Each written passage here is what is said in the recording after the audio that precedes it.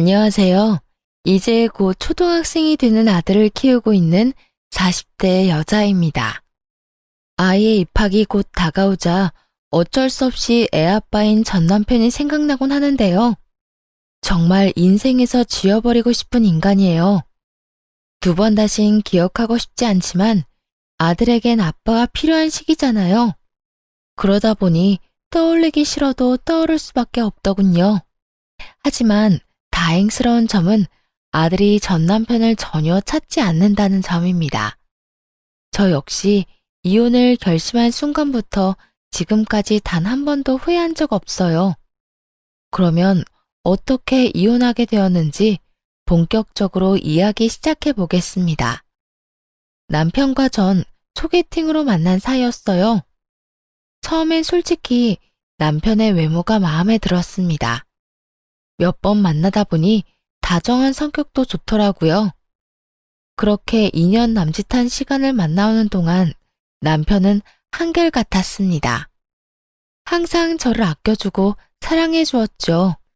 그런 남편의 모습을 보며 자연스럽게 결혼까지 결심하게 되었고요. 그렇게 남편과 결혼했고 결혼 3년 차 임신을 하게 되어 출산까지 무사히 했어요. 당시 회사에 다니고 있었는데 시간이 흘러 어느덧 육아휴직이 다 끝나가더라고요.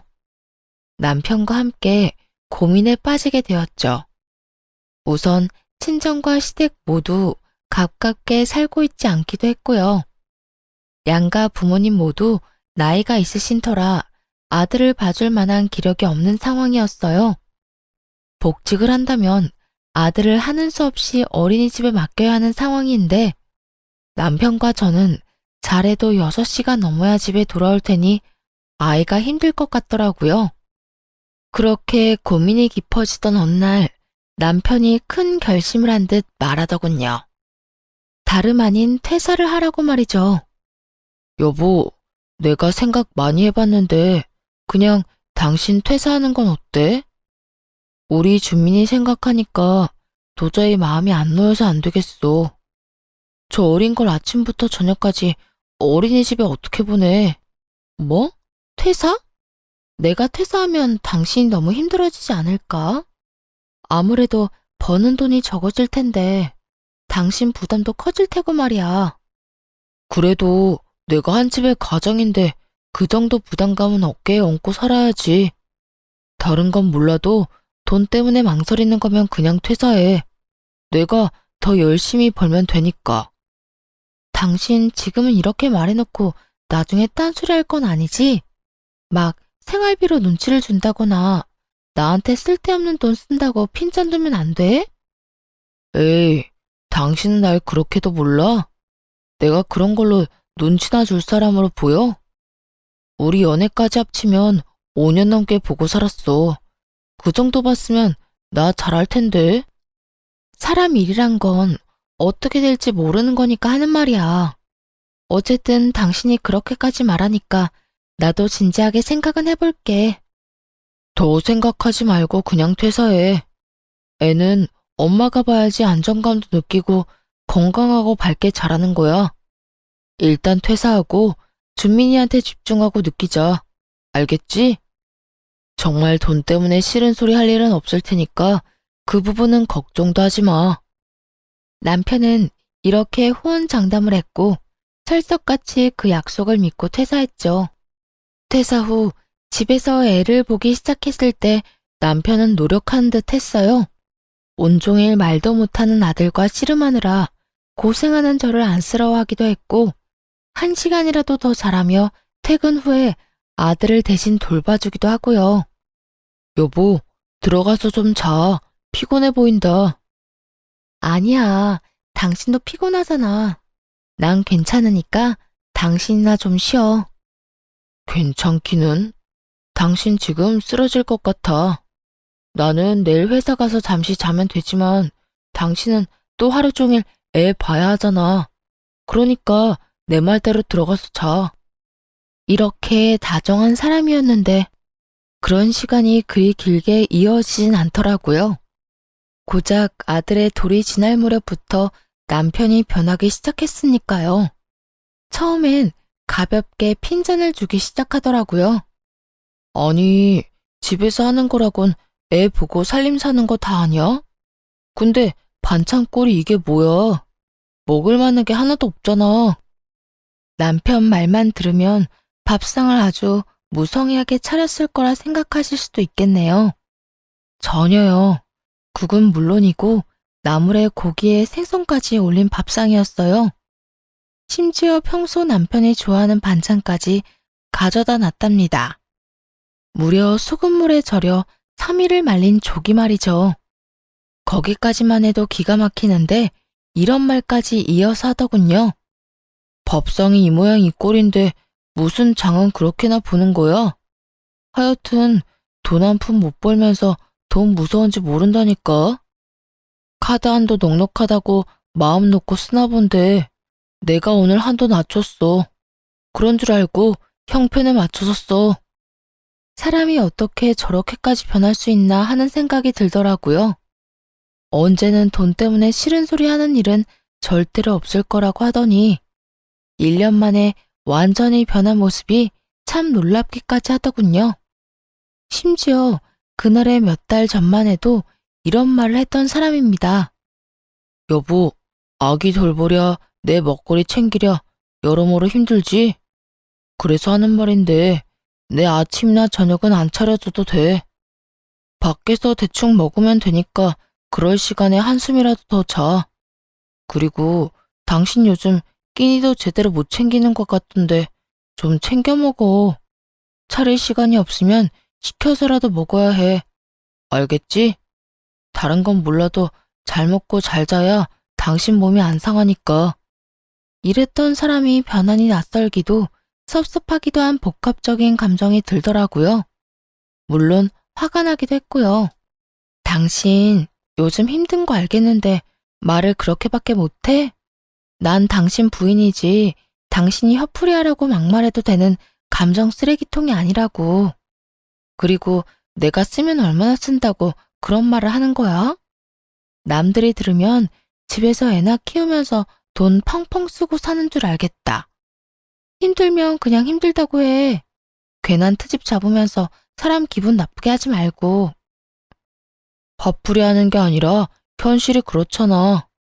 나는 힘들게 나가서 돈 벌어오는데 반찬 투정도 못해. 그리고 당신이 집에서 놀면서 돈 쓰는 것도 맞잖아. 놀아? 내가 노는 걸로 보여? 나 하루 종일 집 치우고 애 보고 먹이고 씻기고 하느라고 바빠. 오죽하면 내 몸은 제대로 씻지도 못하고 밥은 제대로 챙겨 먹지도 못해. 그런 와중에 당신 좋아하는 조기에 국에 나물 반찬까지 해줬더니 뭐? 놀아? 먹을 게 없어? 그렇게 먹기 싫으면 당신이 해먹어. 그러면 되겠네. 꾹꾹 화를 참다가 결국 남편에게 한 소리 해버렸습니다. 그러자 남편은 뭐라 대꾸할 말조차 없었는지 조용히 밥만 먹기 시작하더군요. 그날 이후 남편은 한동안 군말 없이 그저 지켜보더라고요. 애가 클수록 돈 든 데가 많아지는데 일정한 금액 이상의 지출은 안 했거든요. 물론 그때 따끔하게 말한 것도 효과가 있었겠죠. 그렇게 겨우 남편이 제정신으로 돌아왔나 했는데 이번에는 당연한 것을 트집 삼아 시비를 걸기 시작했어요. 그 당연한 것이란 아들의 우유였는데 돌 이후에 분유를 끊고 우유를 먹였거든요. 그날도 아들에게 우유를 건네주고 있는데 남편이 이렇게 말하더라고요. 인상은 있는 대로 잔뜩 찌푸리고 날이 선 목소리로 말이죠. 그 우유는 도대체 언제까지 먹어야 하는 거야? 겨우 분유 끊어서 돈 좀 덜 들겠다 싶었더니 이제는 우유를 마시는 거야? 우유값 때문에 허리가 휘겠네 휘겠어. 순간 잘못 들은 것인가 하는 생각도 들더라고요. 들은 말이 그만큼 황당하고 어이가 없었으니까요. 다른 것도 아닌 아들이 먹어야만 하는 우유를 가지고 저딴 말을 하다니요. 도무지 참을 수가 없어 남편에게 더욱 단호하게 말했죠. 당신 진짜 계속 이런 식으로 눈치 줄 거야?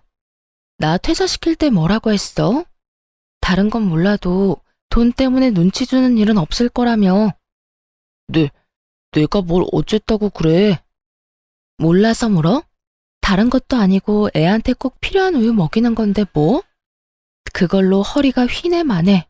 하루 종일 툴툴거렸잖아. 그것뿐이야. 생활비 가지고도 입댄 적이 한두 번이 아니야. 당신 이러려고 나 퇴직하게 만들었어?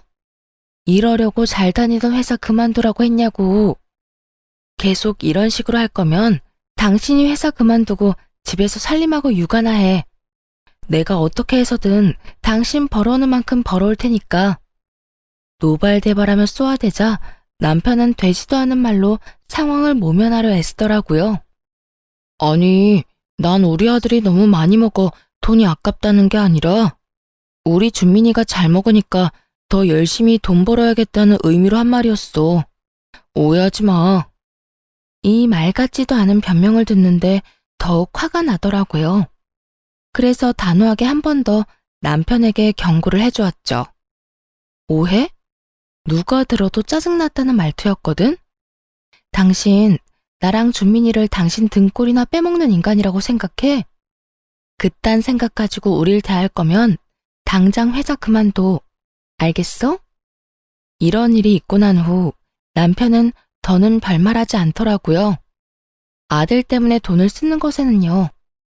그 다음 어떤 일이 벌어졌는지 예상이 가시나요?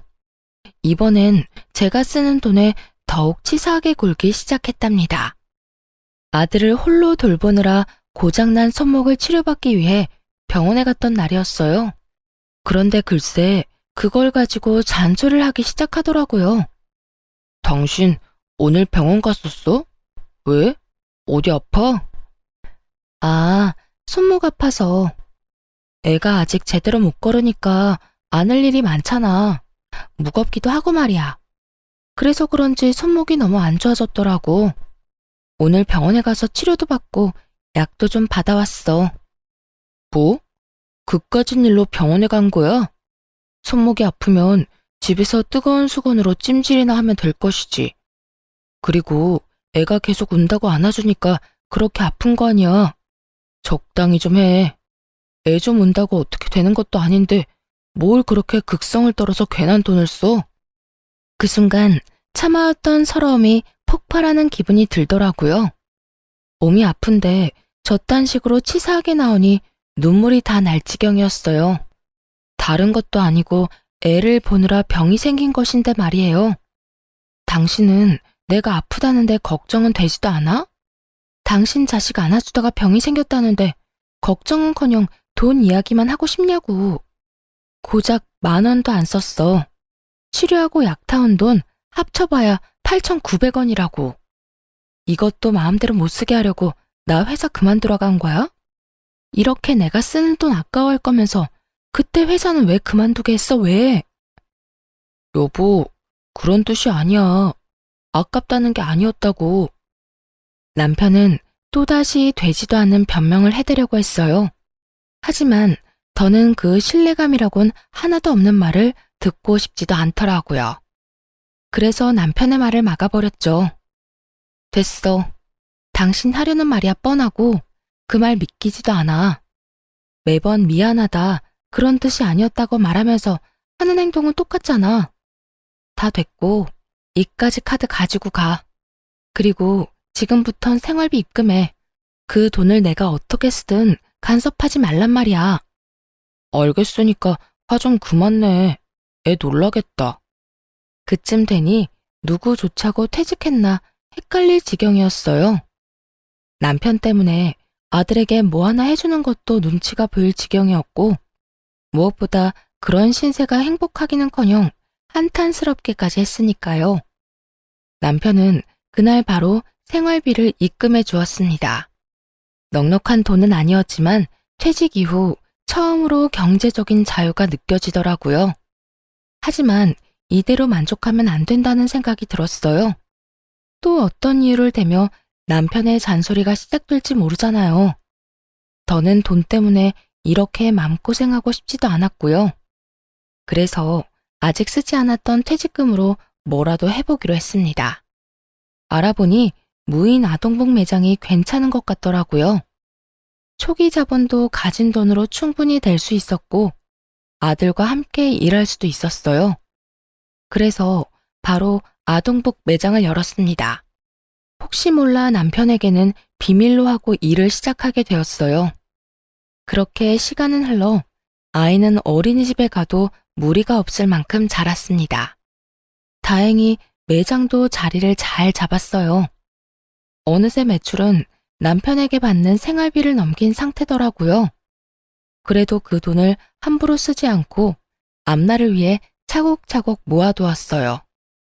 이렇게 말씀드리면 엄청난 돈을 벌었다고 오해하실 수도 있는데 워낙 남편이 주는 생활비가 적었던 터라 쉽게 넘길 수 있었어요. 아무튼 남편에겐 계속 비밀로 하면서 생활비가 모자랄 땐 충당하며 살고 있었죠. 그러던 어느 날 친정에서 연락이 왔더라고요. 딸, 어떻게 하니? 너희 아빠 또 수술해야 할 것 같아. 정말? 어떻게 하긴 어떻게 해. 수술하면 되지. 왜? 수술비 때문에 그래? 그렇지 뭐.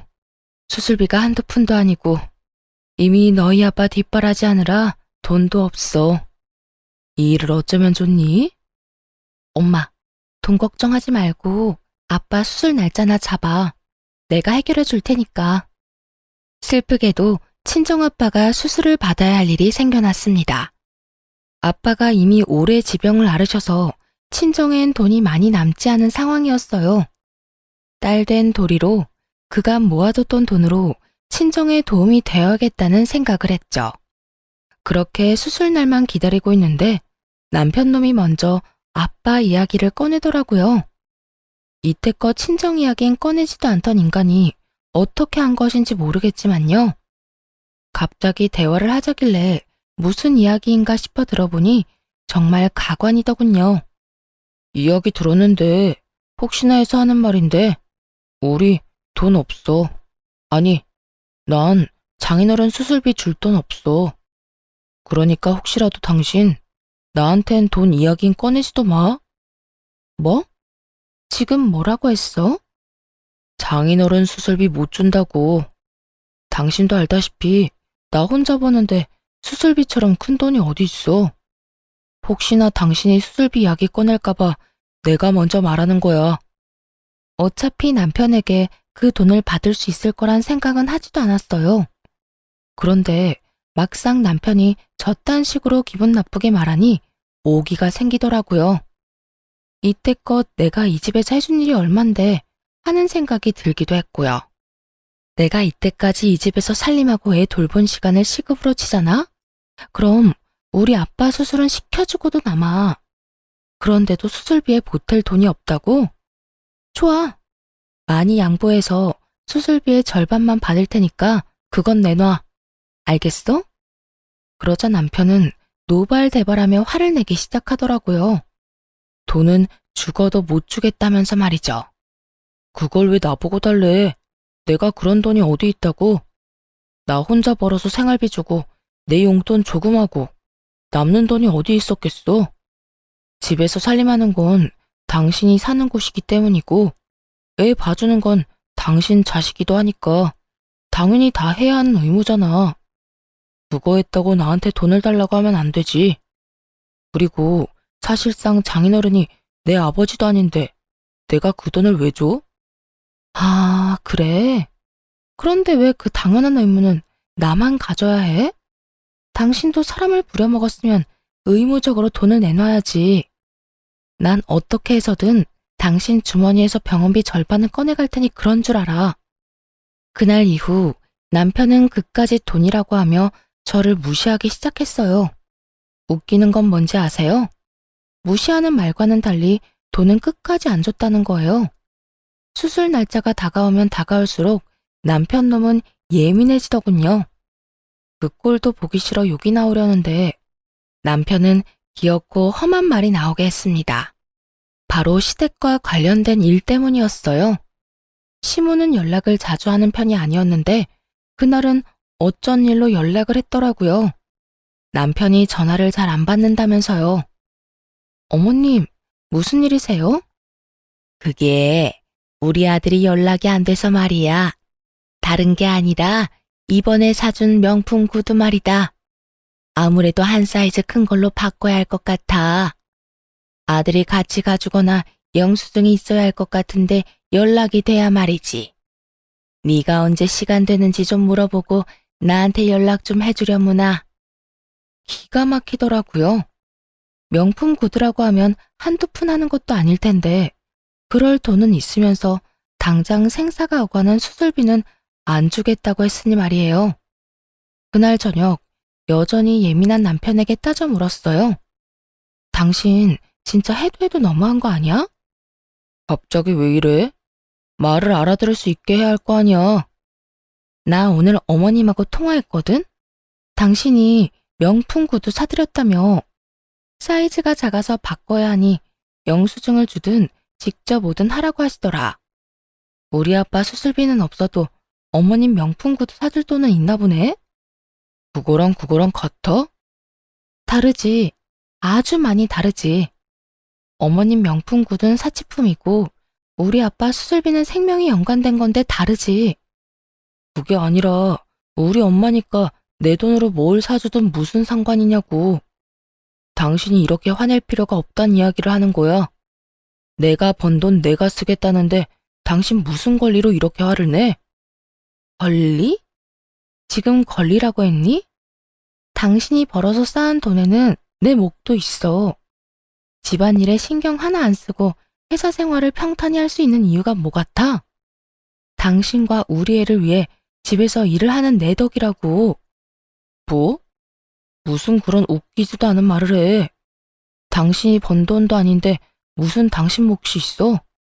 그래, 당신 아빠 수술비 절반은 줄 테니까 힘들게 일하고 온 사람 괴롭히지 좀 마. 당신이 이렇게 쪼지 않아도 어련히 알아서 줄 테니까. 언제 내가 안 준다고 그랬어? 준다고 그랬잖아. 남편은 적반하장으로 화를 내며 그까지 수술비 준다고 큰 소리를 쳤습니다.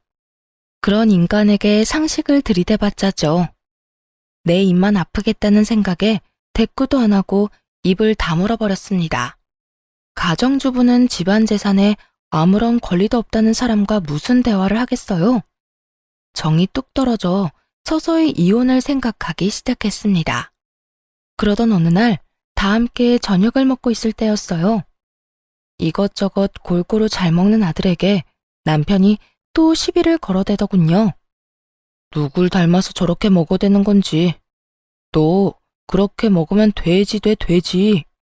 당신 지금 애한테 무슨 말을 하는 거야? 잘 먹으면 보기 좋은 거지. 왜 그딴 말을 해?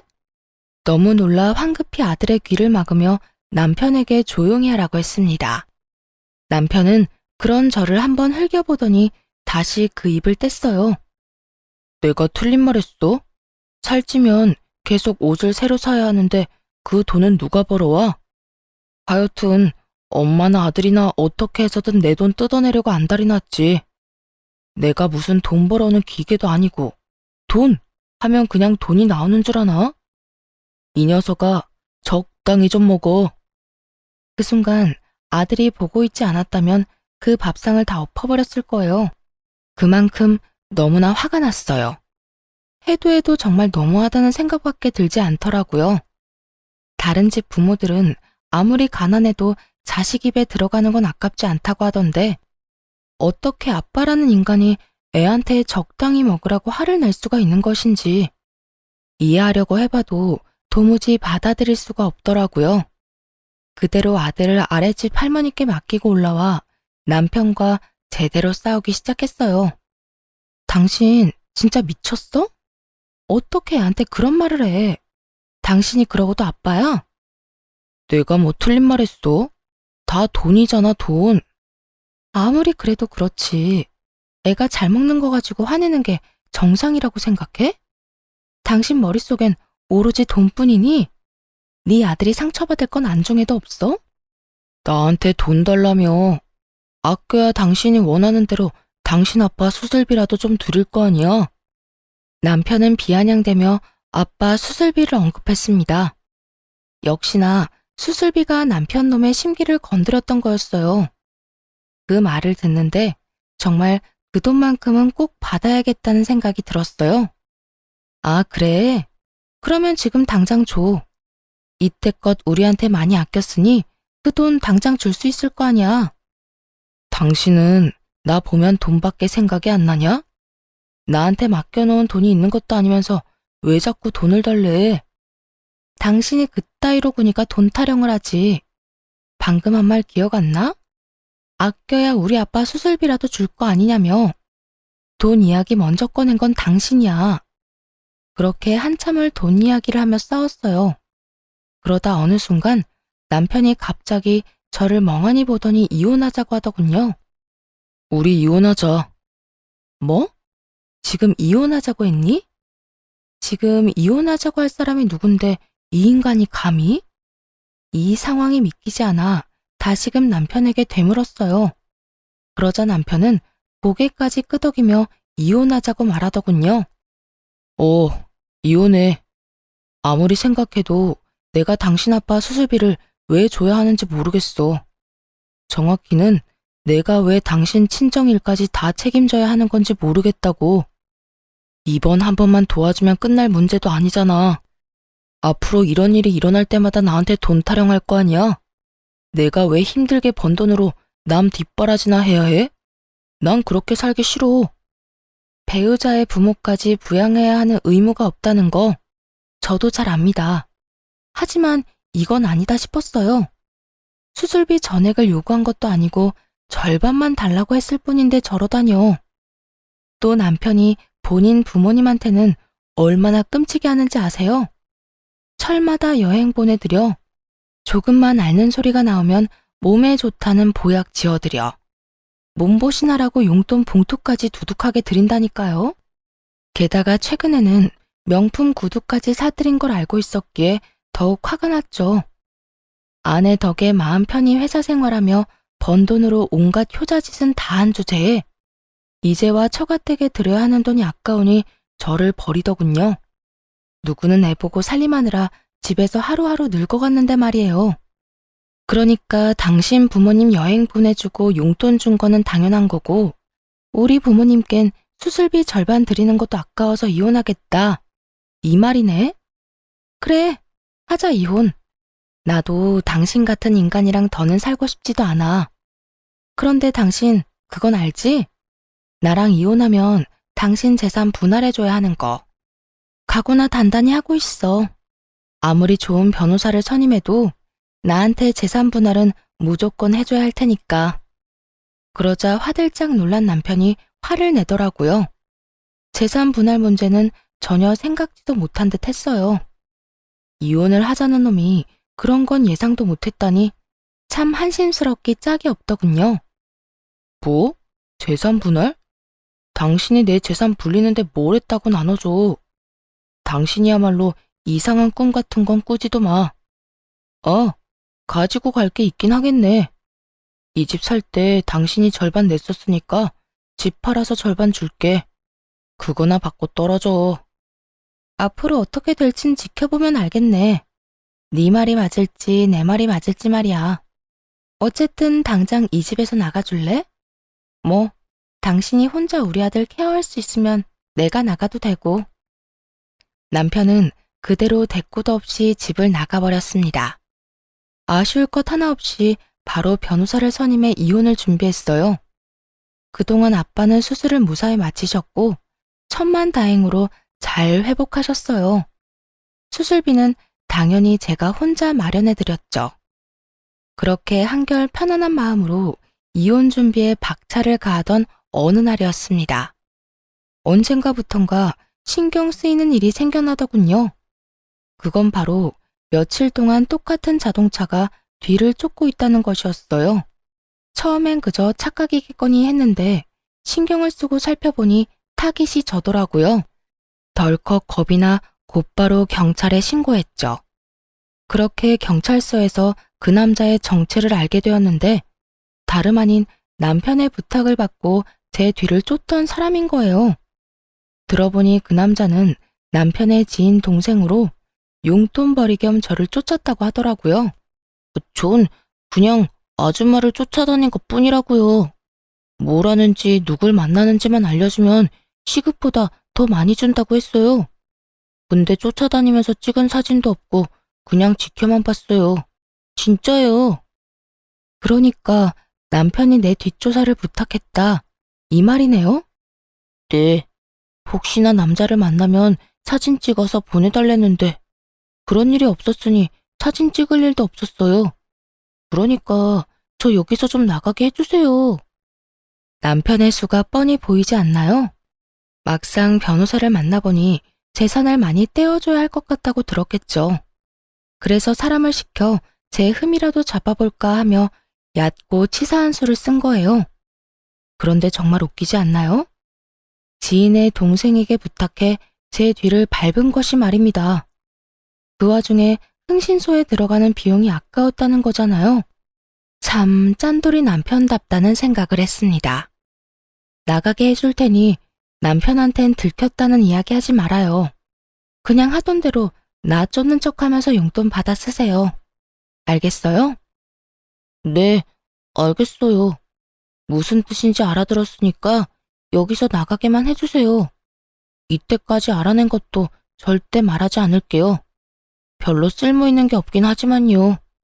남자는 그대로 구속이라도 될까 겁이 나는지 시키는 건 뭐든 하겠다고 했습니다. 그 후 남편이 한 그대로 흥신소에 의뢰해 남편의 뒷조사를 시작했어요. 이렇게까지 추잡하게 구는 이유가 꼭 돈 때문만이 아니라는 확신이 들었거든요.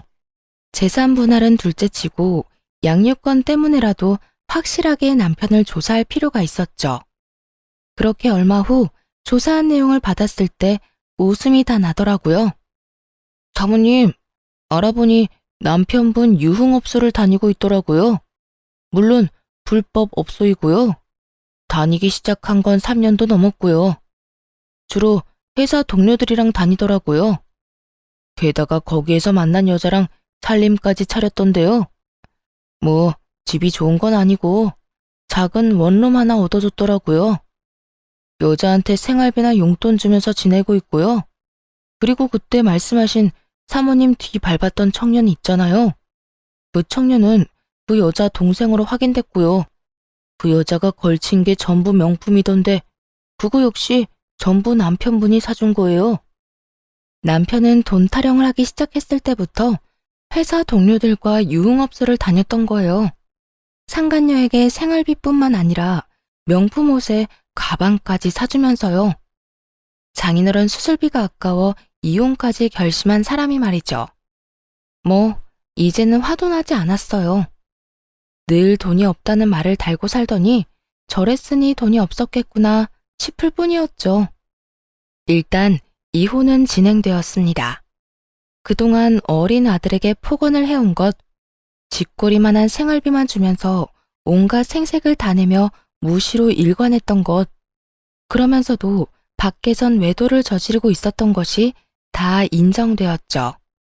다행히 양육권은 물론이고 재산 분할까지 유리한 쪽으로 판결받게 되었어요.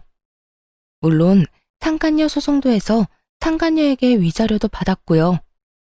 그런 와중에 전 남편 놈이 뭐라고 했는 줄 아세요? 이럴 줄 알았으면 그냥 수술비나 주고 말았지. 재산 분할에 위자료까지 이렇게 많이 주게 될지 몰랐는데 이게 뭐야? 변호사 비용은 비용대로 들고 돈은 돈대로 뜯기고. 아니, 무슨 법이 이래? 참 대단하지 않나요? 그딴 말을 짓거리는 전 남편 놈을 보는데 그저 대단하단 생각밖에 들지 않더군요. 이대로 끝이냐고요? 그럴 리가요. 그 후에도 전 남편은 여전히 그 유흥업소를 들락날락했습니다. 그래서 그 사람이 업소에 또 갔다는 이야기를 듣자마자 경찰에 신고해버렸어요.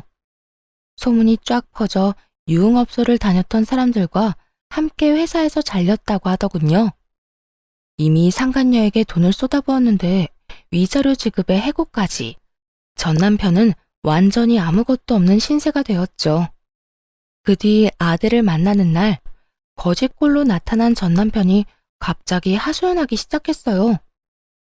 꼴이 왜 그래? 밥은 먹고 다녀? 다른 날도 아니고 아들 만나러 오는 날인데 좀 신경 쓰고 오면 안 돼? 내가 지금 그런 거 생각할 처지가 아니야. 나 요즘 원룸에서 지낸다.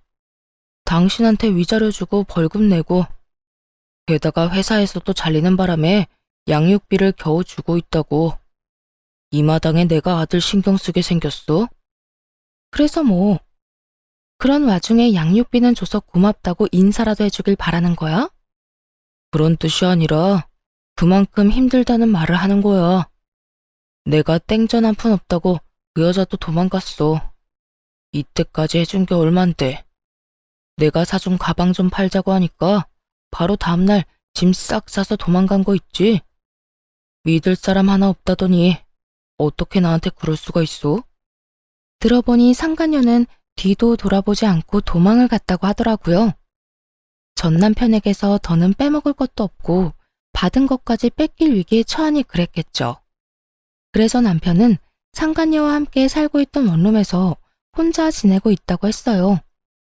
아들과는 눈도 마주치지 않는 남편의 모습에 더는 의미가 없다는 생각이 들었어요. 당신 진짜 제정신 아니구나. 나한테 한 짓이 얼만데 내 앞에서 하소연이나 하고 싶어?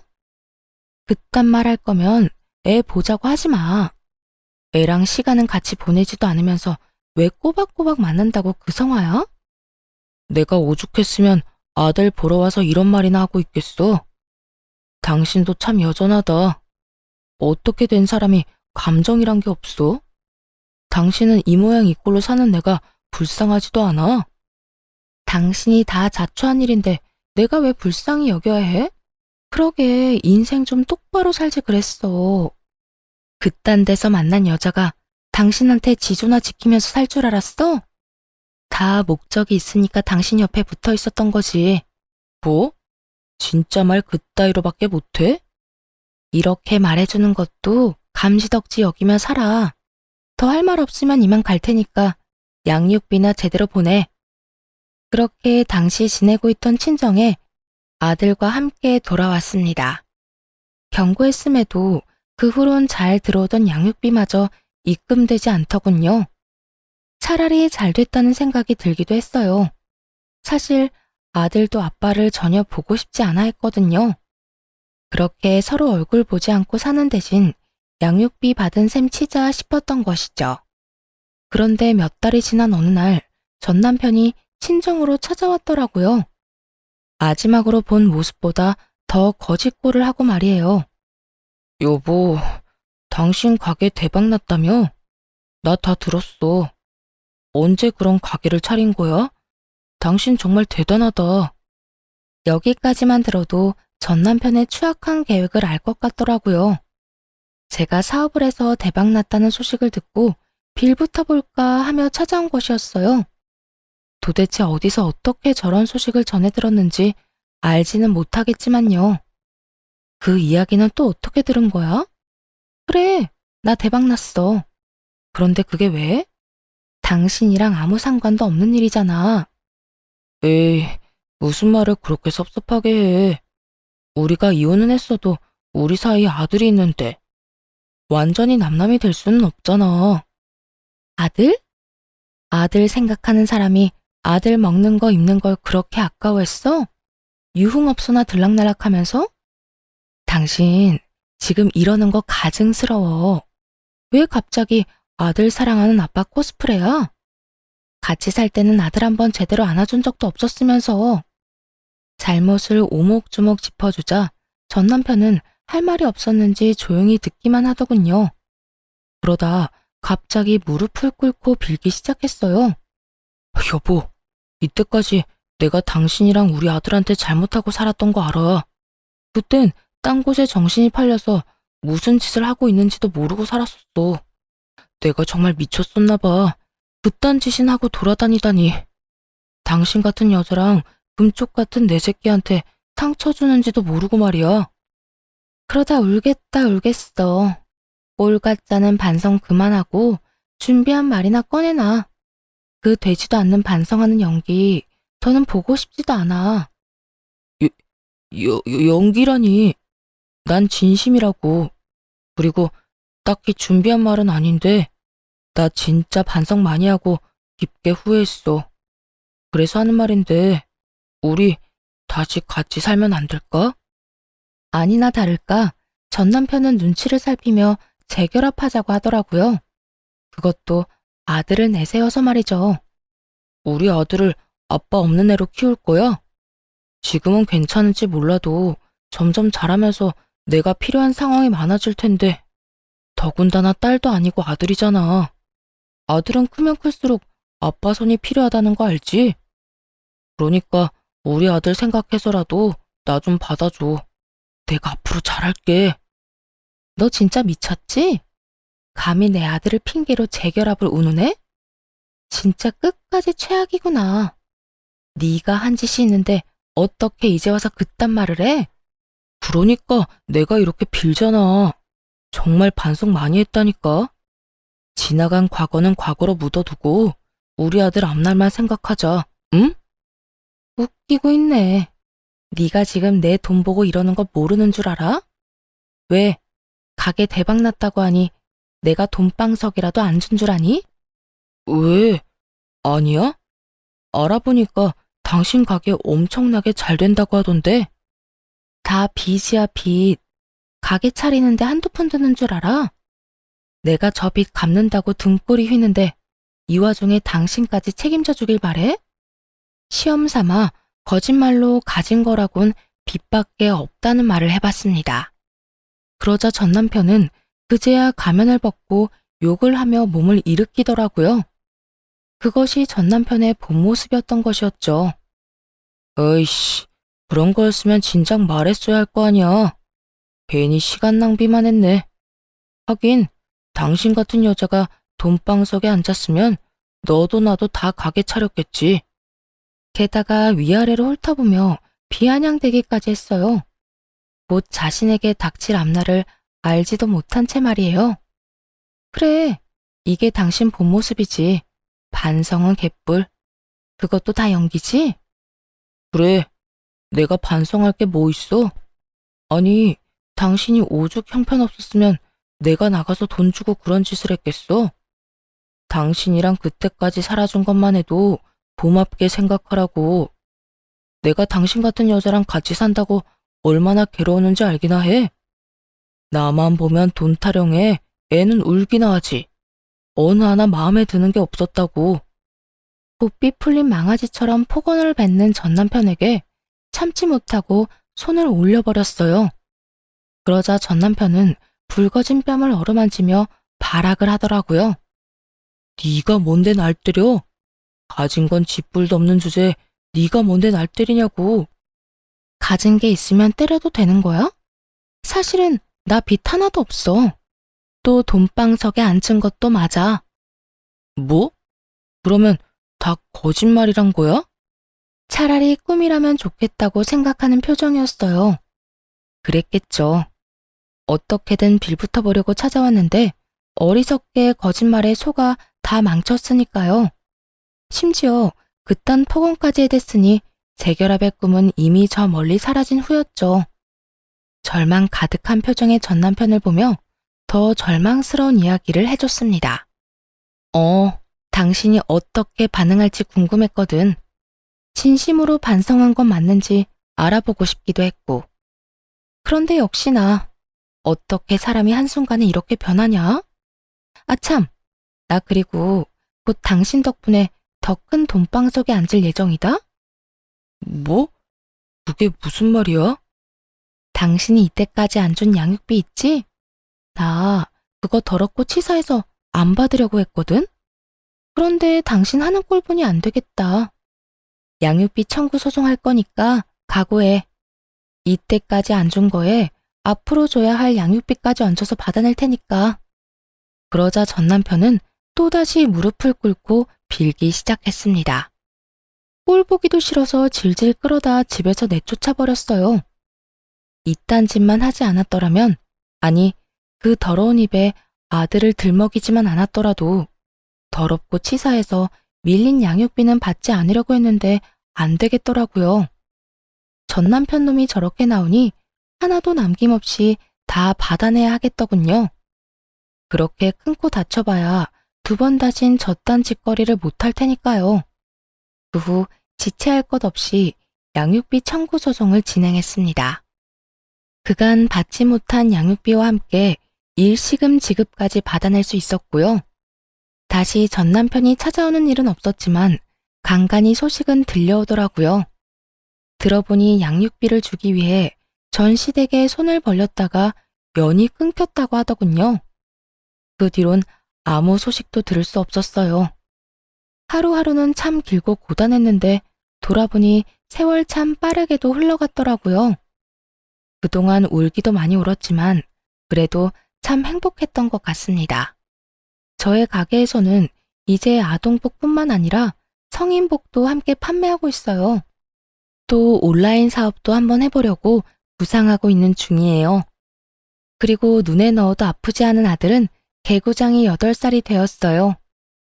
엄마 사랑해 라는 입에 말을 달고 살 정도로 사랑꾼이 되었는데요. 사랑 고백을 하는 아들을 볼 때마다 그간의 고생이 눈 녹듯 사라지는 기분입니다. 아들은 아빠 이야기를 전혀 꺼내지 않는데 오히려 그래서 더 안쓰럽더라고요. 목욕탕에 간다거나 수영장에 갈 때 이것저것 아빠의 손길과 도움이 필요할 텐데 씩씩하게 혼자 해내는 모습이 대견스럽기도 하고요. 그래서 어느 날은 아들에게 물어봤습니다. 아빠가 보고 싶진 않냐고요. 그랬더니 아들이 이렇게 대답하더라고요. 엄마, 나한텐 엄마가 아빠이기도 해. 그런데 왜 아빠가 보고 싶겠어? 나 기억이 흐릿하지만 아빠가 엄마랑 나한테 말이랑 행동 함부로 했던 거 기억나. 이혼하고 만나러 왔을 때도 나보고 웃어준 적 없었잖아. 그런 사람이 아빠라면 차라리 안 보고 살고 싶다고 생각했어. 실제로 안 보니까 더 좋았고. 그러니까 엄마, 내 걱정은 하지 마. 난 이제 엄마가 행복했으면 좋겠어. 대견하고 안쓰러운 만큼 아들을 더 많이 사랑해주고 아껴주려고 합니다. 앞으로도 아들과 함께 잘 살아가기 위해서요. 다들 응원해 주실 거죠? 이로써 저의 사연도 끝이 났네요. 주변에 저와 같은 이유로 이혼을 고민하고 있는 분들이 많이 계시더라고요. 맞벌이 부부도 그들만의 고충이 깊겠지만 집에서 독박 육아하시는 분들의 고충도 정말 이루 말할 수 없이 깊겠죠. 직접 겪어봤으니 너무나 잘 알고 있습니다. 처음엔 고맙다던 남편이 내 노력을 당연하다고 치부해버리는 일이 많더군요. 집에서는 살림하랴 애 보느라고 몸이 나만하질 않는데 말이에요. 집안일하고 육아하느라 돈을 벌지 못하는 것이 죄는 아닙니다. 가정주부, 한 아이의 엄마라는 직업이 얼마나 대단한 것인지 우리는 알고 있잖아요. 그러니까 기죽지 말고 할 말은 하고 내 권리는 찾아가면서 집에서 일합시다. 꼭 이 말을 해드리고 싶었어요. 다들 화이팅입니다. 긴 글에 함께 해주신 분들 감사합니다. 안녕하세요. 결혼 생활 8년을 청산하고 다시 솔로로 돌아온 40대 여자입니다. 8년, 이렇게 보니 그 인간 같지도 않은 인간이랑 오래도 살았다는 생각이 드네요. 진작 그런 인간이란 걸 알았다면 8년은커녕 결혼조차도 하지 않았을 텐데요. 이제 와서 후회한다고 한들 없던 일이 되는 것도 아니고 이미 엎질러진 물이니 앞으로 남은 인생이나마 최선을 다해 살아가 보려고 합니다. 오늘 마지막으로 하소연을 좀 하고 말이죠. 그러면 길고도 긴 저의 이야기 들어보실래요? 저와 남편은 결혼한 지 8년이 된 부부였어요. 저흰 둘 다 아이를 원하지 않았습니다. 다행히 저희의 의견을 시댁과 친정에서 존중해주는 분위기였죠. 그렇기에 각자 회사 다니며 결혼 생활을 즐기고 있었습니다. 결혼한 지 8년이나 됐지만 크게 부딪히는 일 없이 화목한 가정을 꾸려나갔죠. 남편이 워낙 다정한 사람이라 거의 싸우는 일도 없었어요. 게다가 저보다 친정에서 더 신경을 써주는 사람이라 늘 남편에게 고마웠죠. 오늘 장모님 건강검진 가시는 날인 건 알지? 어? 그게 오늘이야? 어이구, 어떻게 그걸 잊냐. 당신 그럴 줄 알고 나 오늘 연차 냈어. 내가 모시고 다녀올게. 정말 고마워. 어떻게 그걸 잊을 수가 있지? 당신 아니었음 오늘 큰일 날 뻔했네. 바쁘다 보면 그럴 수도 있지. 장모님은 내가 잘 모시고 다녀올 테니까 당신은 출근이나 잘하세요. 이렇듯 남편은 제가 잊은 친정일에도 발벗고 나서 주었어요. 그런 남편의 모습에 결혼 하나는 정말 잘했다는 생각도 많이 했고요. 남편의 이중적인 모습에 속고 있다는 것은 꿈에도 모르고 말입니다. 그렇게 잘 지내던 어느 날 몸이 이상하다는 느낌이 계속 들더라고요. 덜컥 겁이 났어요. 혹시나 암 같은 큰 병은 아닌가 해서 말이죠. 걱정을 가득 안고 병원에 가보니 그곳에서 뜻밖의 이야기를 듣게 되었어요. 축하합니다. 임신입니다. 네, 임신이라고 하더라고요. 상상하지도 못한 임신이었죠. 피임기구도 제대로 쓰고 있을 뿐더러 가능성이 높은 날은 피했는데 그 희박한 가능성을 뚫고 생긴 아기였어요. 아기를 원한 적은 없었지만 축복이라는 생각이 들었어요. 정말 말도 안 되는 확률로 온 아기잖아요. 하늘에서 보내준 선물이라는 생각이 들만하죠. 바로 남편에게 임신 사실을 알렸습니다. 남편도 많이 놀라고 얼떨떨하겠지만 결국엔 기뻐할 거라 믿어 의심치 않았어요. 하지만 남편은 임신 소식을 듣자마자 화를 내더라고요. 뭐? 임신? 임신이래. 이게 무슨 일인가 몰라. 조심하기도 하고 나이도 많아서 그런 쪽으론 전혀 생각하지 못했는데. 무슨 여자가 날짜 계산도 제대로 못해서 이사다를 만드는 거야? 우리 아이는 갖지 말자고 했었던 거 잊었어? 이제 어떻게 할 거야? 남편의 말을 듣고 있자니 섭섭한 마음이 확 들더라고요. 아무리 임신 계획이 전혀 없었던 상황이라고 한들 말이죠. 거기에다 저딴 식으로 대뜸 화를 내니 기분이 상하기도 했고요. 당신은 무슨 말을 그렇게 해? 내가 무슨 임신이 하고 싶어서 안달난 사람이야? 뭐 싫다는 당신한테 마구잡이로 달려들어서 몰래 한 임신이야? 그런 것도 아닌데 왜 말을 그딴 식으로 해? 언성을 높이며 남편에게 따져 물었어요. 그제야 남편은 제정신이 돌아왔는지 눈치를 살피며 이상한 변명을 늘어놓더라고요. 아니, 난 그런 뜻이 아니라 너무 놀라서 그랬지. 왜 사람이 너무 당황하고 놀라면 언성이 높아지잖아. 나도 모르게 너무 놀라서 그랬어. 당신 기분 많이 나빴지? 그런 뜻으로 한 말은 아니었어. 그러니까 오해하지 말고 기분 풀어. 오해? 당신 같으면 오해를 안 하게 생겼어? 아무리 놀랬다고 해도 어떻게 그런 말을 해? 축복은 못 해줄 망정 뭐? 이제 어떻게 할 거냐고? 그래, 말 한번 잘했네. 내가 어떻게 해주면 좋을 것 같아? 어떻게 해줄까?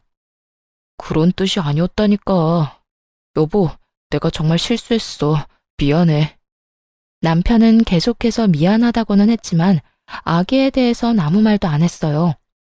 낳자거나 낳지 말자거나 아무것도 말하지 않더라고요. 아니, 아예 임신에 대한 언급 자체를 하지 않았어요. 대신 그 뒤로 남편은 임신이 달갑지 않다는 것을 온몸으로 표현하기 시작하더라고요. 휴가 때 가려고 계획했던 여행을 취소하려는 어느 날이었어요. 아무래도 임신 때문에 몸조심을 해야 했으니까요. 이번에 우리 여행 가기로 한 것도 취소해야겠지? 아무래도 비행기 오래 타는 건 무리일 거 아니야. 그래야 하지 않을까? 노산이기도 하고 역시 조심하는 게 좋을 것 같아. 이게 뭐야? 임신 때문에 계획대로 되는 일이 하나도 없어. 지금도 이런데 애 태어나면 더 할 거 아니야. 이래서 내가 아기 갖기 싫다고 한 거였는데. 이런 남편의 말을 듣는데 짜증이 확 나더라고요. 임신하면 그렇지 않아도 몸도 힘들고 마음도 힘들잖아요. 그런데 남편까지 저런 말로 임신이 달갑지 않다는 걸 표현하니 화가 났어요. 그래서 하고 싶은 말이 뭔데? 애를 낳자는 말이야, 낳지 말자는 말이야? 싫으면 지금 말해. 그렇게 말 빙빙 돌리지 말고. 안 그래도 힘든 사람 더 힘들게 하지 좀 마. 그간 남편에게 하고 싶었던 말을 쏟아냈습니다. 그렇게까지 화를 내니 남편은 한 발 물러서 또 눈치를 살피더군요. 아니, 그런 뜻이 아니잖아. 그냥 나는 아쉬워서 그렇지. 이번 여행 우리가 정말 기대했었는데 이렇게 취소해야 하니까 아쉬워서 그랬어. 여행 취소해서 아쉬운 것도 당신이 달갑지 않아 하는 것도 다 알아. 근데 이왕 생긴 아기 축복이라고 생각하고 좋게 말해주면 안 돼?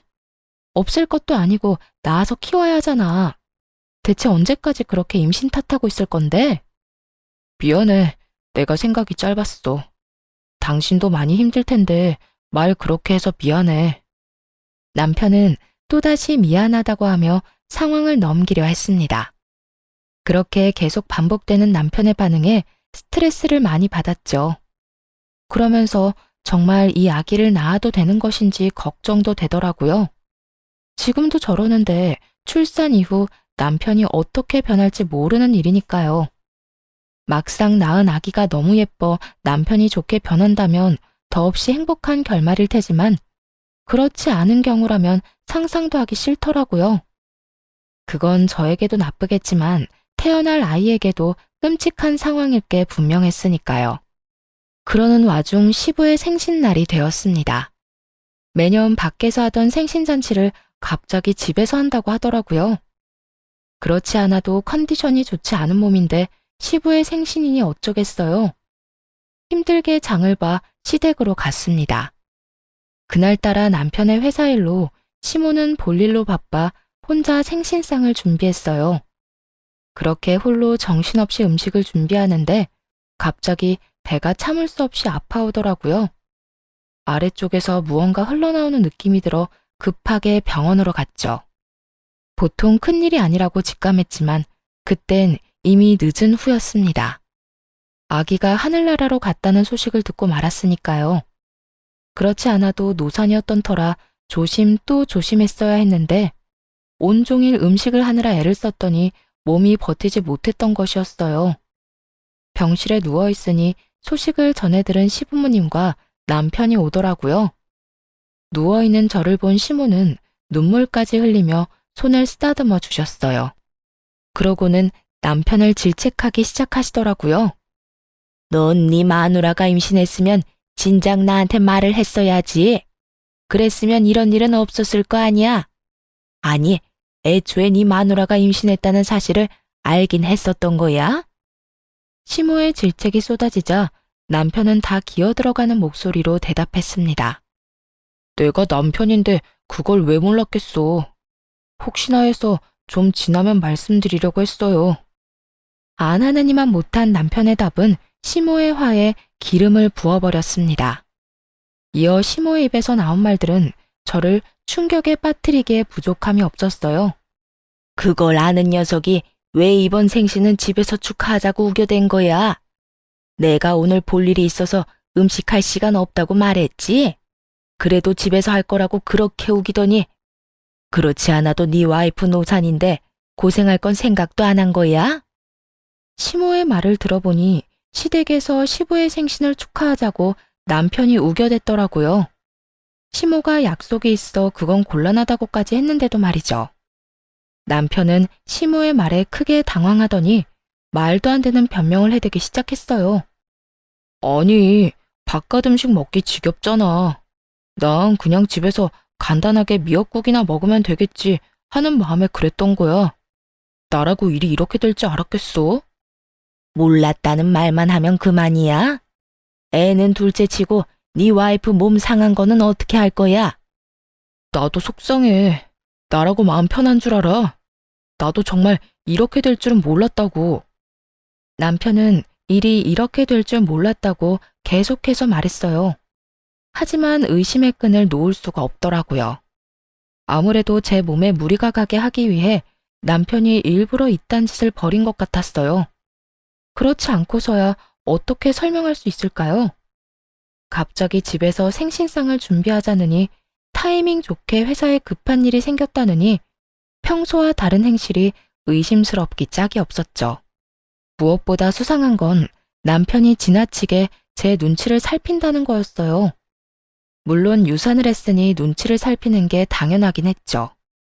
그런데 눈빛이 뭔가 이상했습니다. 걱정과 우려가 섞인 눈빛이 아니라 초조함이 담긴 눈빛 같더군요. 마치 죄 지은 사람이 눈치를 살피는 것처럼요. 그렇게 남편에 대한 의심은 나날이 커졌습니다. 그리고 유산의 아픔에서도 쉽게 벗어나지 못하고 있었어요. 갑작스러운 임신과 그보다 더 갑작스러운 유산은 생각보다 큰 아픔으로 다가왔어요. 나이가 있어서 그런지 회복도 더디더라고요. 몸이 성치 않은데 마음도 힘든 상황이 이어지니 결국 회사를 그만두었습니다. 몸과 마음을 다스리는 데 집중해 보려고요. 그렇게 혼자 힘든 시간을 보내고 있는데 친정엄마가 여행을 제안하더라고요. 당시 엄마의 생신이 다가오고 있었는데 겸사겸사 다 함께 떠나자고 말이죠. 여보, 엄마가 엄마 생신 축하 겸 여행을 같이 가자는데 당신 시간 돼? 내가 이러고 있어서 엄마가 걱정되나 봐. 기분 전환이나 하고 오면 어떻겠냐고 하더라.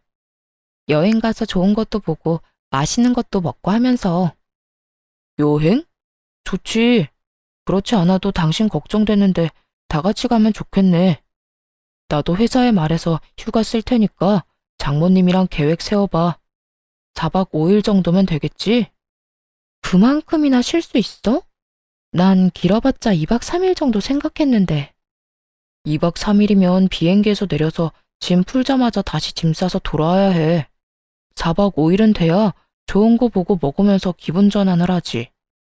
회사에 미리 이야기하면 되니까 난 신경 쓰지 말고 당신 하고 싶은 대로 계획 짜. 경비도 신경 쓰지 말고 말이야. 계획 짜서 나한테 말만 하면 내가 다 예약할게. 남편은 하나부터 열까지 책임지겠다며 신경 써주려고 애를 썼습니다. 그런 남편의 모습을 보며 괜한 오해를 했나 하는 생각이 들더라고요. 또 몸과 마음이 워낙 힘드니 남편을 의심하는 데 에너지를 쏟기도 싫었고요. 여러 가지로 피곤했던 터라 애써 외면하고 싶은 마음도 있었던 것 같아요. 그렇게 여행 가는 날이 되었습니다. 그런데 당일 아침 남편이 곤란한 표정으로 이런 말을 하더군요. 여보, 어떻게 하지? 나 여행 같이 못 갈 것 같아. 오늘 회사에 중요한 미팅이 잡혀서 나도 참석해야 한다지 뭐야? 남편의 말을 듣자 절로 표정이 굳었습니다. 남편은 그런 제 얼굴을 보고는 자신의 휴대전화를 보이더라고요. 대리님, 오늘 오후에 급한 미팅이 잡혔어요. 아무래도 대리님 연차 다시 반납하시고 회사로 오셔야 할 것 같아요. 부장님께서 빨리 대리님께 연락하라고 하셨어요. 근 5년간 그 회사랑 거래했던 내역이랑 리스트 정리해서 보고서 올리라고요. 설마 벌써 비행기 타신 건 아니죠? 보시는 대로 빨리 연락 좀 주세요. 회사에서 온 연락은 한눈에 봐도 다급해 보이더라고요. 아쉽지만 그간 남편이 준비하던 일이 중요하다는 걸 알고 있었습니다. 그래서 더는 남편을 붙잡아두면 안 되겠다는 생각이 들었어요. 알겠어. 급한 일이라는데 어쩔 수 없지 뭐. 여행은 부모님이랑 다녀올 테니까 당신은 신경 쓰지 말고 회사 가봐. 아니야. 오후 미팅이라고 하니까 당신 공항에 데려다주고 가면 돼. 장모님이랑 장인어른은 따로 가신다고 했으니까 당신 혼자 가야 할 거 아니야. 그럴 시간이 돼? 보고서 작성도 해야 하잖아. 빨리 모셔다 드리고 회사 가서 하면 다 됩니다. 얼른 가자. 당신 가는 거 보고 이래야 일이 잘 될 것 같아서 그래. 남편은 한사코 공항까지 데려다 주겠다고 했어요. 그래서 하는 수 없이 남편의 배웅을 받으며 비행기에 올라탔습니다. 그렇게 좌석에 앉아 휴대전화를 꺼냈을 때였어요. 전원을 끄기 전에 남편에게 고맙다는 문자를 보내려고요. 그런데 마침 카톡이 하나 오더라고요. 저기요, 우리 집사람 지금 비행기 탔어. 4박 5일 동안 자유야. 어디야? 내가 지금 데리러 갈게. 남편에게서 온 연락이었어요. 미리 보기 내용을 보자마자 이게 무슨 말인가 싶어 카톡에 들어가 봤죠. 그 짧은 순간에 남편이 대화를 삭제했더라고요. 카톡을 보내고 난 후 바로 삭제를 하면 수신인 휴대전화에서도 삭제가 되잖아요. 바로 그 기능을 사용한 것이었어요. 남편이 아무리 재빨리 삭제를 했다고 한들 이미 두 눈으로 모든 걸 정확히 본 뒤였죠. 그렇게 남편이 외도를 저지르고 있다는 걸 확신하게 되었습니다. 더불어 오늘 회사에 급한 일이 있다고 거짓말하며 여행에서 빠진 이유도 알아버렸죠. 상간녀와 함께 좋은 시간을 보내기 위해서지 뭐겠어요. 모든 사실을 다 알게 되자 가장 친한 친구에게 재빠르게 전화를 걸었습니다. 그리고 대충 상황을 설명하며 흥신소를 통한 남편의 뒷조사를 부탁했습니다. 마음 같아서는 당장 비행기에서 내려 직접 그 추잡한 광경을 보고 싶었지만 그러면 부모님이 더 걱정을 하실 테니 차마 못하겠더라고요.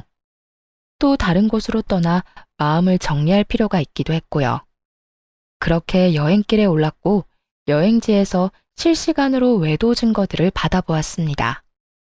그중 단연 충격적인 건 상간녀의 정체였는데요. 상간녀는 남편의 회사 신입 직원으로 남편보다 20살이나 어리더라고요. 그러니까 25살인 거죠.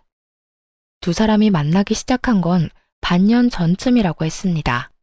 상간녀가 남편 회사에 들어오고 얼마 지나지 않았을 때였어요. 그땐 제가 임신을 하기 전이었거든요.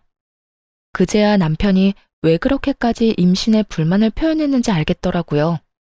남편은 하루라도 더 빨리 이혼을 해서 그 젊은 상간녀와 살고 싶었던 거죠. 그런데 제가 임신을 하고 출산까지 해버리면 큰 차질이 생길 게 분명하잖아요. 그래서 그렇게까지 싫어했던 것이었어요. 이로써 무리를 하게 해 유산으로 이끈 것이 남편의 계획이었음이 확실해졌습니다. 일단 좋은 풍경을 보고 맛있는 음식을 먹으며 이혼을 계획했어요. 특히 복수의 칼을 더욱더 날카롭게 갈 수 있도록 해준 건 두 사람의 대화였는데요. 그 대화를 듣고 있자니 정말 이가 바득바득 갈리더라고요. 그러면 오빠 와이프는 지금 여행 간 거야? 오빠는 이 분위기 좋은 곳에서 나랑 스테이크나 썰고 있는 줄도 모르고? 회사에 급한 미팅 잡혔다고 말했지. 자기가 보내준 문자 보여주니까 감쪽같이 속던데. 지금쯤 장인 장모랑 좋은 시간 보내고 있을 거야. 4박 5일이라고 했으니까 그동안 나 이런 데 많이 데리고 가줘야 해. 이런 데만 데리고 가겠어? 백화점 가서 가방도 사줄게. 이럴 줄 알았으면 그냥 한 달 쉬다 오자고 할 걸 그랬어.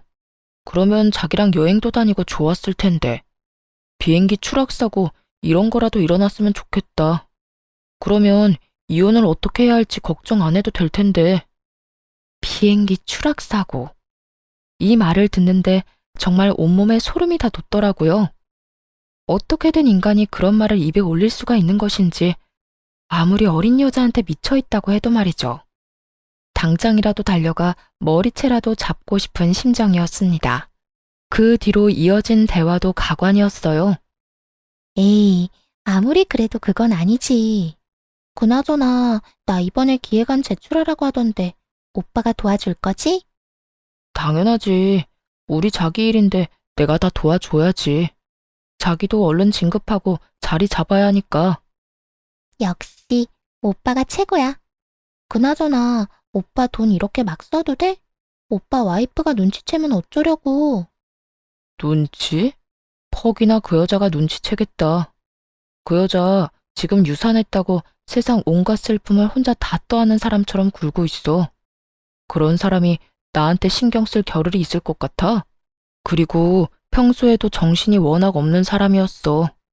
오죽했으면 그 부모도 내가 다 챙겼을까.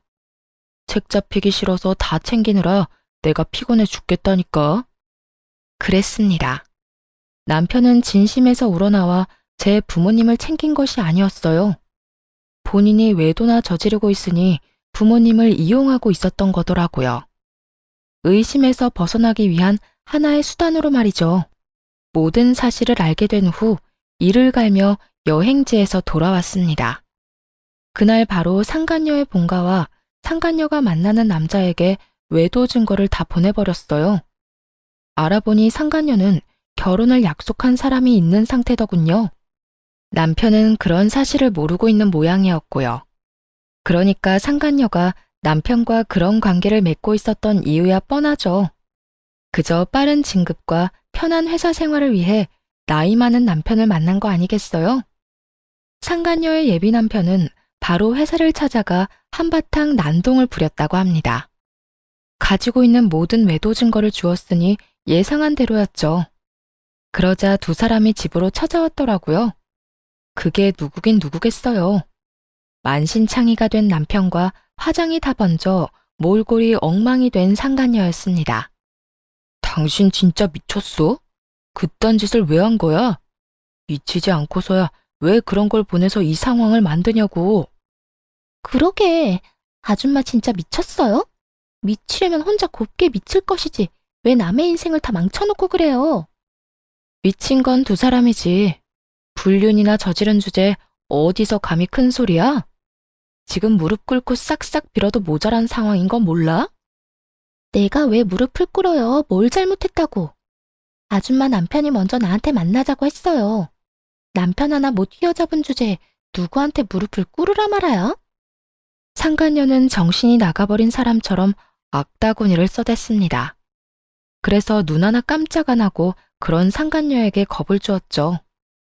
야, 너 이제부터 말 한마디 한마디 잘 생각해서 하는 게 좋을 거야. 너 지금 결혼만 깨졌지? 과연 이게 마지막일 거라고 생각해? 네가 지금 어떻게 행동하냐에 따라서 네 미래가 달라질 거야. 나 시간 많거든? 내가 여기서 더 많이 화가 나잖아. 그러면 나 평생 너 쫓아다니면서 네 앞날에 똥 칠해줄 수 있어. 네가 결혼한다고 하면 그 직장에 가서 난동을 피울 거고, 네가 재취업을 한다고 하면 그 회사에 찾아가서 뒤집어 엎어버릴 거야. 그러니까 그런 꼴 당하기 싫으면 그냥 입 다물고 있어. 상간녀는 할 말이 없는지 그저 씩씩거리며 노려보고 있었습니다. 그런데 이번엔 남편 놈이 뚫린 입으로 말 같지도 않은 말을 해대기 시작하더군요. 틀린 말 한 게 하나 없는데 무슨 말을 그렇게까지 해? 무릎? 참 기가 막혀서.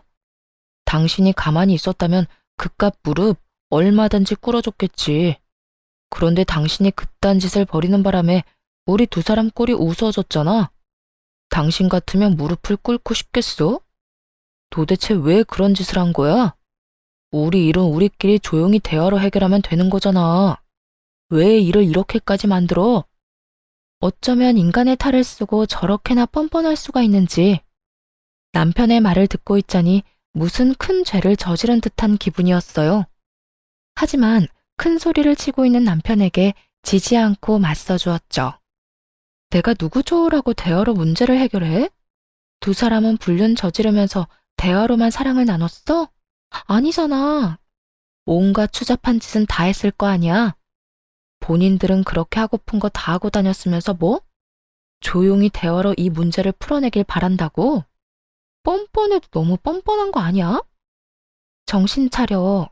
내가 아니라 네가 잘못한 거야. 네가 바람을 피운 거라고. 잘못은 네가 한 주제에 어디서 큰 소리를 쳐? 저 역시 남편을 향해 고함을 질러버렸습니다.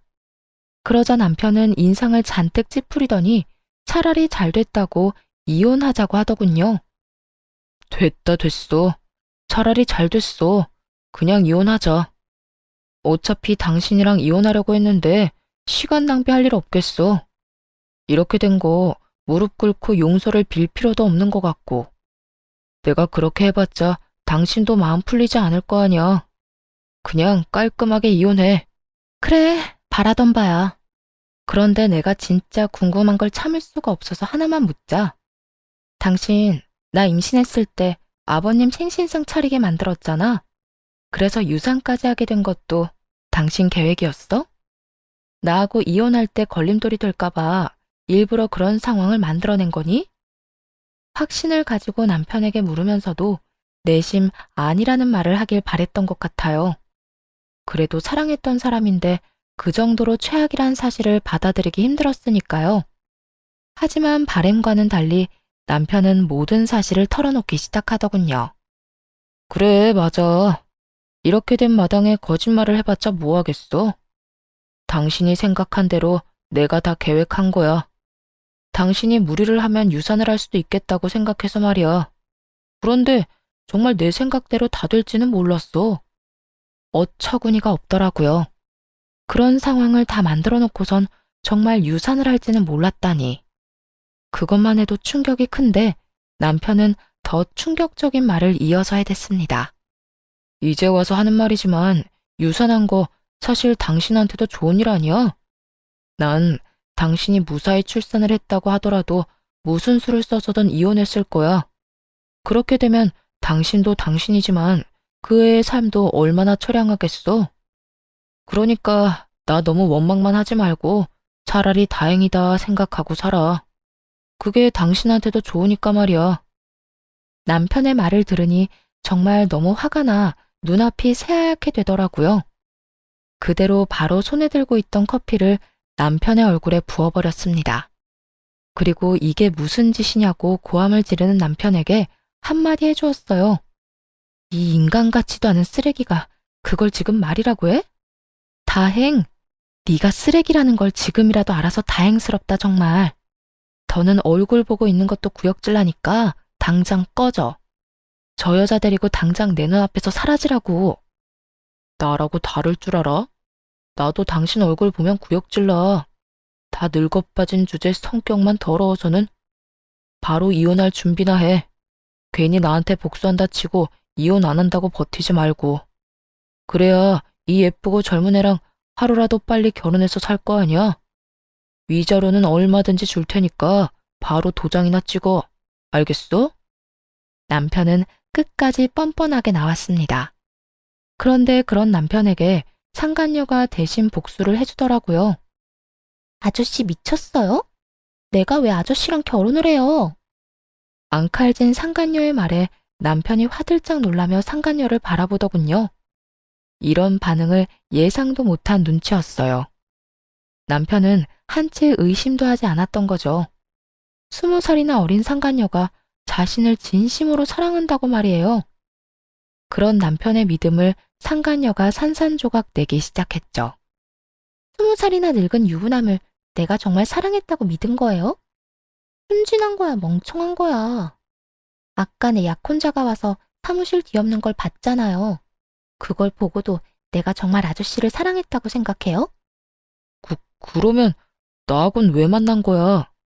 날 사랑한다고 했잖아. 나랑 같이 살고 싶다며. 그 말을 다 믿었다니 이제 보니 멍청한 거네.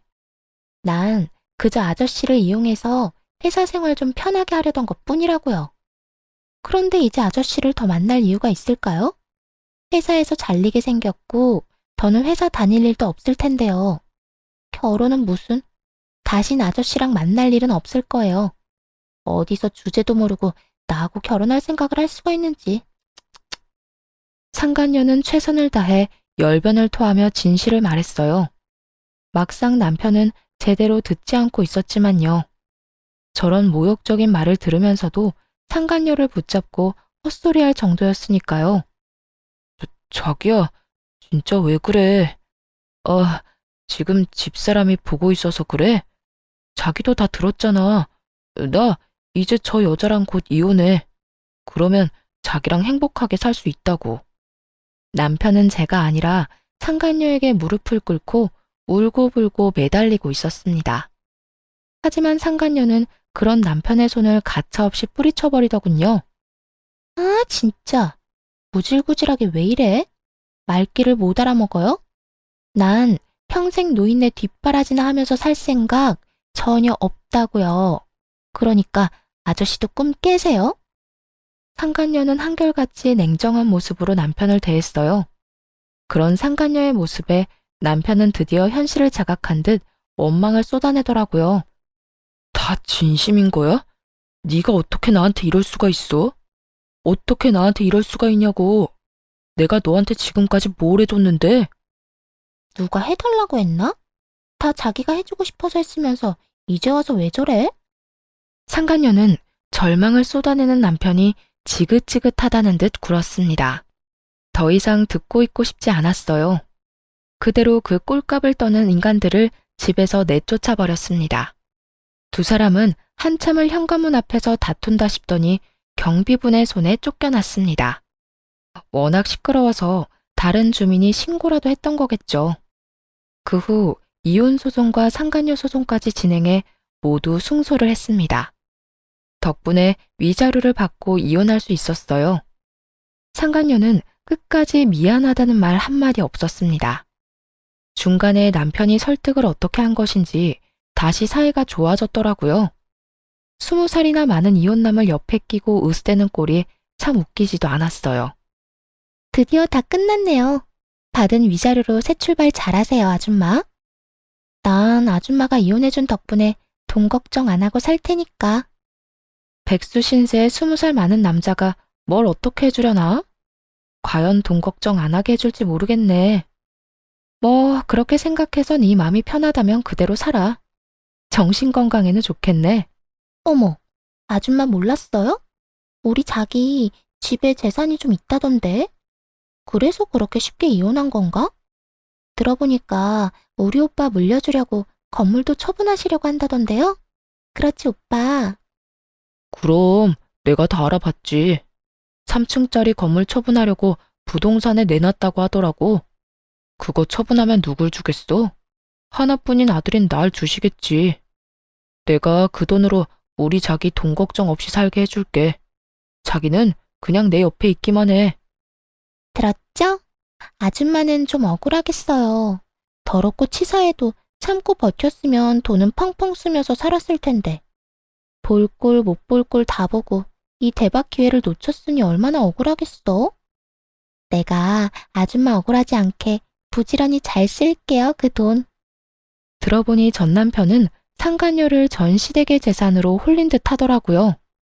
그제야 왜 둘의 사이가 다시 좋아졌는지 이해가 됐습니다. 상간녀는 결혼도 무산되고 본가에서도 쫓겨났으니 갈 곳이 없었겠죠. 그러다 전 남편이 재산을 받을 것 같자 나이 많은 그의 곁을 남기로 한 것이었고요. 그래서 시샘이 나거나 후회했냐고요? 전혀요. 억만금을 준다고 해도 저 남자와는 더 살 생각이 없었습니다. 또 시부모님은 저딴 인간에게 재산을 물려주실 분들이 아니라고 확신했어요. 그래서 별로 약이 오르지도 않더군요. 그리고 만에 하나 그 돈을 물려받는다고 쳐도요. 저렇게 이루어진 가정이 평탄할 리 없지 않겠어요? 마음대로 해라. 그런데 있잖니. 세상 모든 것이 네 뜻대로 흘러가진 않을 거야. 그 돈이 정말 네 손으로 들어오게 될지는 난 잘 모르겠다. 그래도 넌 그렇게 믿고 살아. 그래야 네 말대로 노인네 뒷바라지 할 의욕이라도 생길 테니까. 그렇게 말한 후 홀로 돌아와 그 두 사람을 잊고 살려고 노력했어요. 그런데 3개월이 지난 어느 날 전 시부모님이 찾아왔더라고요. 아가, 잘 지냈니? 우리가 이제야 너희가 왜 이혼을 했는지 자세히 알게 되었어. 그동안 얼마나 마음고생을 했니? 전 시모는 이제야 모든 사실을 알았다며 눈물을 글썽이고는 손을 잡아주었습니다. 자세한 내막을 알려봤자 뭐하겠나 하는 생각에 연락도 하지 않았는데 어떻게 알고 온 건지 궁금해지더라고요. 저야 뭐 늘 똑같아요. 그런데 어떻게 그걸 아셨어요? 저의 물음에 전 시모와 전 시부는 한숨을 크게 내쉬었어요. 그러곤 잡은 손에 힘을 주며 말을 시작하더군요. 어떻게 알긴? 그 녀석이 그 여자애를 집으로 데리고 왔더구나.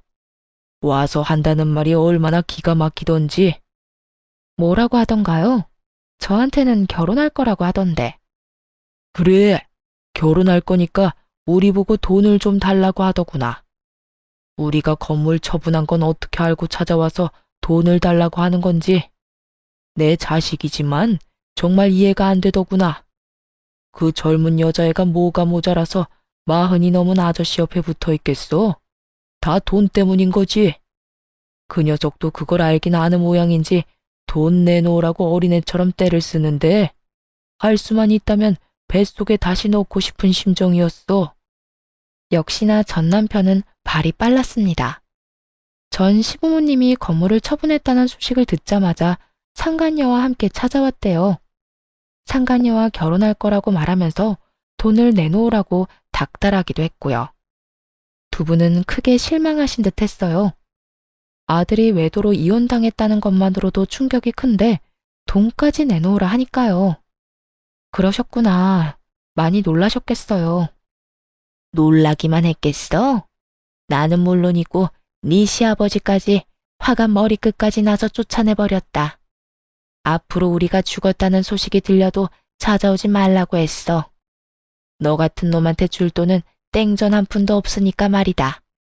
전 시모는 격양된 목소리로 이렇게 말하더니 무언가를 손에 쥐어주었습니다. 그건 바로 준비해오신 통장이었어요. 이게 뭐예요? 이거 네 거야. 언젠간 너희 부부한테 물려주려고 모았던 돈이랑 건물 처분한 돈 조금 넣었다. 깜짝 놀라 통장을 열어보았습니다. 그곳엔 예상보다 큰 금액이 찍혀 있더라고요. 다시 통장을 돌려드리며 차마 받을 수 없다고 했죠. 그런데도 전 시모는 다시 통장을 주며 받으라고 하시더라고요. 어머님, 이거 너무 많아요.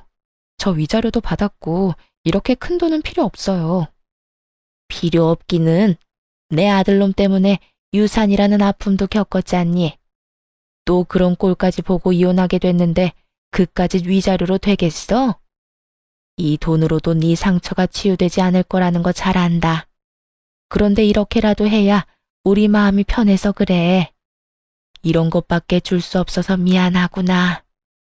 전 시모는 끝까지 손에 통장을 쥐어주셨습니다. 그러면서 당부의 말도 잊지 않으시더군요. 그리고 그 녀석이 널 찾아올 수도 있어.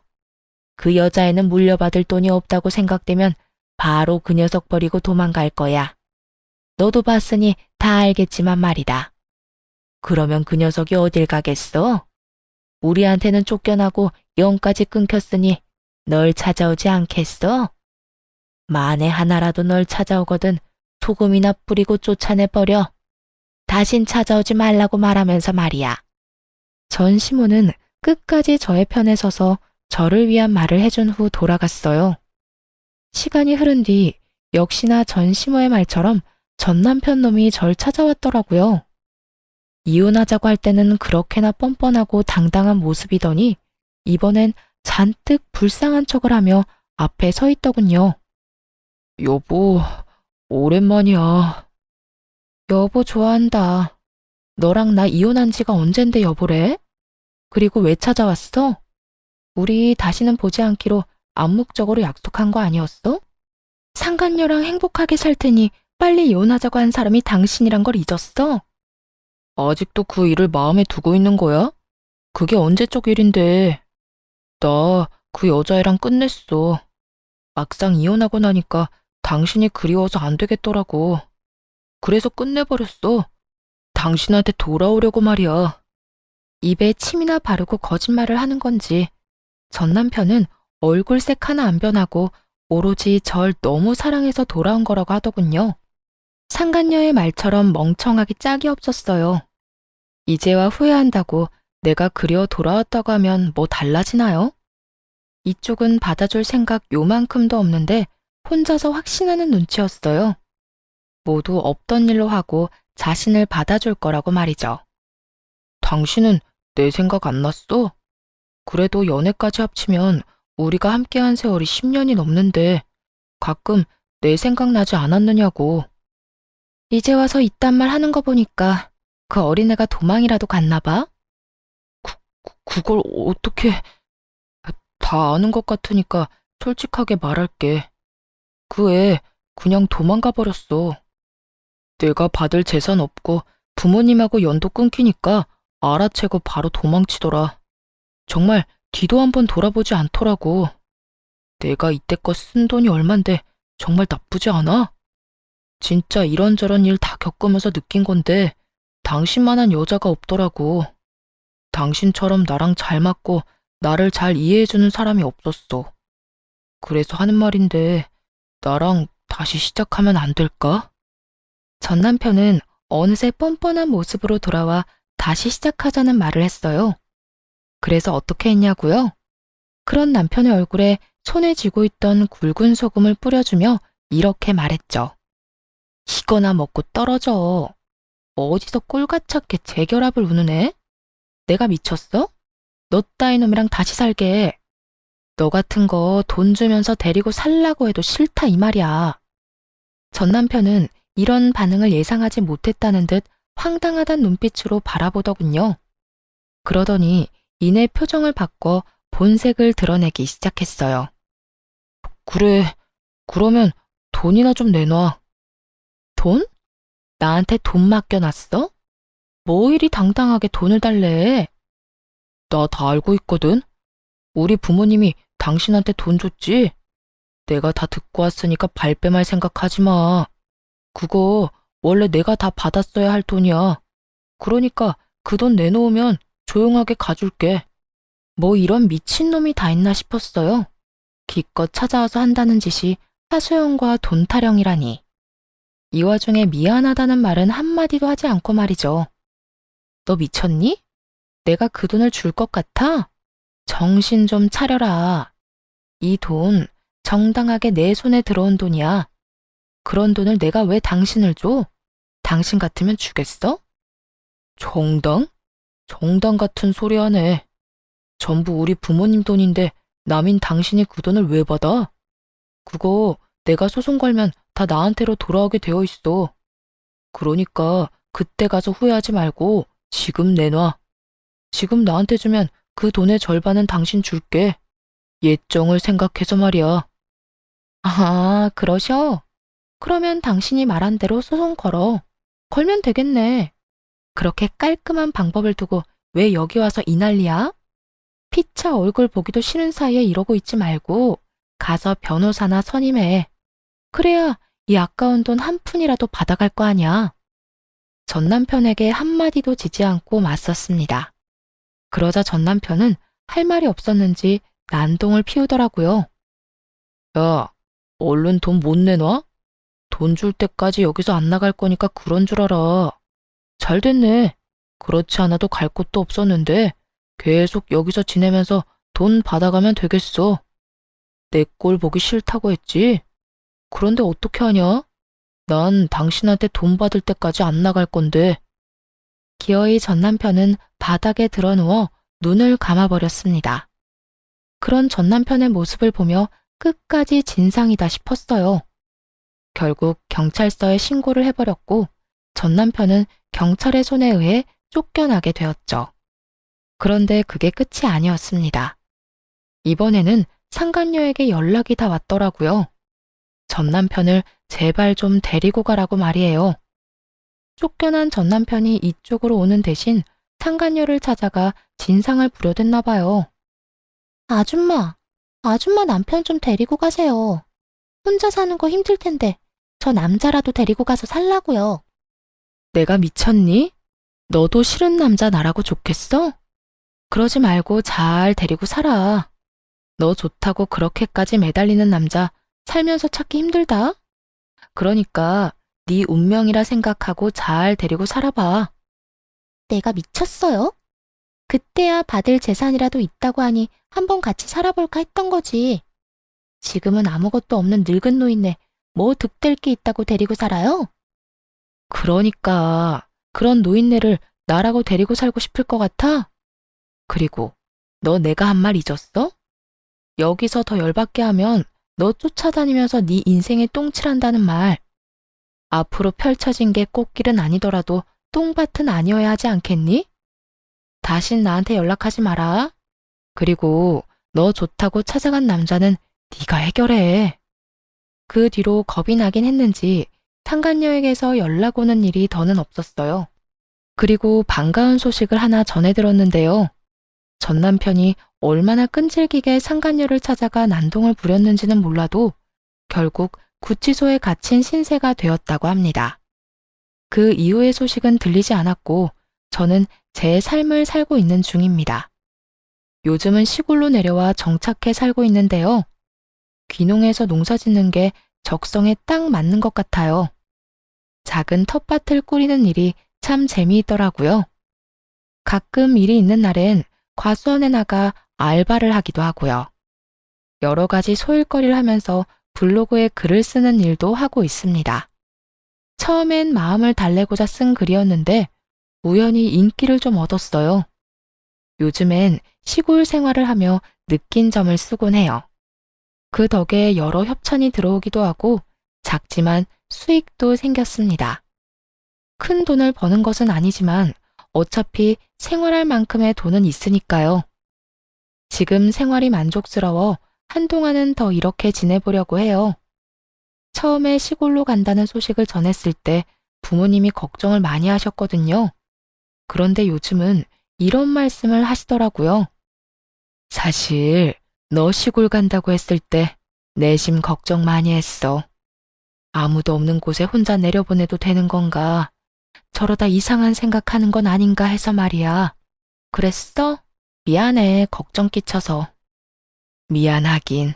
그런데 지금 보니까 너도 살아보려고 갔다는 생각이 들어. 아니, 이곳이 널 살렸다는 생각이 들어. 너 여기 와서 표정도 더 밝아졌고 많이 웃기도 하고 하여튼 여러모로 좋아졌어.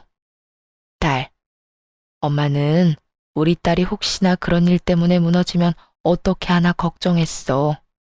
그런데 이렇게 보란듯이 일어나줘서 고마워. 요즘 우리 딸 너무 보기 좋다. 엄마에게 보기 좋다는 말을 듣는데 비로소 행복하다는 것이 느껴지더라고요. 사실 엄마의 말처럼 처음에는 죽지 못해 살려고 이곳에 오는 결정을 했거든요. 전 남편과의 이혼이 후회스러운 것은 절대 아니었고요. 그저 전 남편과 함께했던 시간을 낭비했다는 생각에 너무 한탄스럽더라고요. 앞으로 가야 할 길을 잃은 기분이기도 했고요. 하지만 지금은 행복을 느끼네요. 우연히 들어선 이 길에서 잘 살아보고자 여러 노력을 한 덕분이겠죠? 돌이켜보면 행복 참 별거 아닌데 그땐 왜 그렇게 멀어 보였나 모르겠습니다. 어쨌든 앞으로도 이렇게만 잘 살아보려고요. 긴 사연 함께 해주셔서